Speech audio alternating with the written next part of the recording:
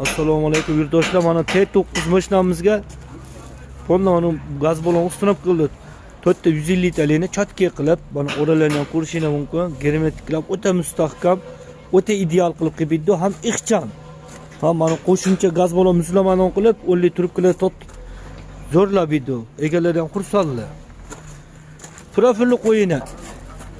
Ondan yaqinda ustunib qilishgan ekan, 5 torkonda chiqib ketgan ekan. Mana orasidagi zazor 10 cm zazor bor mana. Ikkala tomondan qo'yishinglar mumkin mana. Ikkala tomondan tegib turibdi. Buni qo'yib zayishdan qo'yina. Bolachalar ham beton bo'lib ketgan. Ishga gap yo'q. Bir-birisi aqlli bolalar. Zayishtasan zavodskiy joyga tushadi.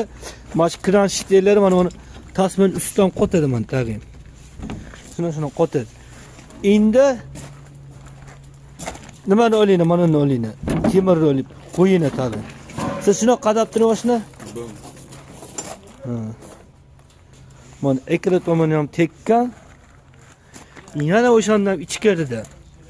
O'zi yana qotsa, yanada ixchamlashadi. Biz shuni qo'yib qo'ydik xolos joyiga, birga bir tushadi. O'zini svetlarga sepib, o'zini holatda birga bir qilib beramiz.